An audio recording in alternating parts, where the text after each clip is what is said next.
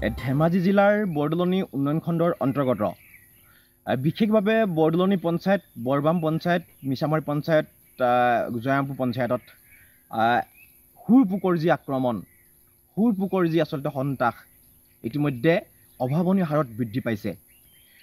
যদিও দেখা গৈছে যে কৃষি বিভাগে কিছু ক্ষেত্ৰত কিছু গাঁৱত ইয়াৰ বাবে ঔষধ বিতৰণ কৰিছে, সেয়া পৰ্যাপ্ত হোৱা নাই। আৰু এনে হাৰত যদি হুৰ পোকৰ উপদ্ৰৱ চলে তেনেহ'লে কিন্তু এইবাৰ কৃষক ৰাইজে হাহাকাৰ এটা পৰিস্থিতিৰ সৃষ্টি হ'ব। আপুনি যদি চাই মোৰ পাছফালে পথাৰ, মই য'ত উপস্থিত আছোঁ, আমাৰ পথাৰত মই নিজেই প্ৰায় 20 বিঘামান উন্নত জাতৰ খেতি কৰিছিলোঁ। অকল মোৰে নহয়, এতিয়া সমগ্ৰ অঞ্চলটোতে হুৰ পোকৰ এনেধৰণে উপদ্ৰৱ চলিছে। সেই খেতিডৰা চোৱাৰ পাছত চকু সেমেকি উঠিছে। গতিকে খেতিয়ক হিচাপে ময়ো এজন স্থানীয় যুৱক হিচাপে আৰু স্থানীয় এগৰাকী সচেতন যি যুৱক হিচাপে খুব চিন্তা হৈছোঁ।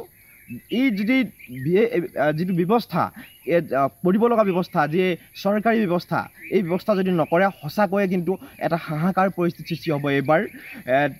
ইতিমধ্যে আপোনালোকে যদি চাই, সেই যিটো হুৰ পোক, ডাঠ সেউজীয়া ৰঙৰ মাজত আঁচ থকা, আৰু এই পোকবিধ কেনেধৰণে সৃষ্টি হৈছিল সেই কথা কিন্তু তেওঁলোকে জানিব পৰা নাই। কিন্তু এদিনতে বিঘাই ইয়াৰ যি পৰিমাণটো বৃদ্ধি হৈ থাকে, আৰু যদি আপুনি লক্ষ্য নকৰে তেতিয়াহ'লে কিন্তু এডৰাৰ পৰা আন ডৰালৈ বা এবিঘাৰ পৰা 2 বিঘা 3 বিঘা এতিয়া দেখা গৈছে হেক্টৰ মাটি বৰবাম দেউৰী গাঁৱত ইয়াৰ মুঠৰ ওপৰত উচন হোৱাৰ দৰে হৈ পৰিছে, চোতাল হোৱাৰ দৰে হৈ পৰিছে। গতিকে অতি শীঘ্ৰে কেনেধৰণৰ এটা ব্যৱস্থা গ্ৰহণ কৰিব পাৰি কৃষি বিভাগক বা ধেমাজি জিলা প্ৰশাসনক ইয়াৰ যি আচলতে ব্যৱস্থা গ্ৰহণ কৰিবৰ কাৰণে আমি দাবী জনাইছোঁ।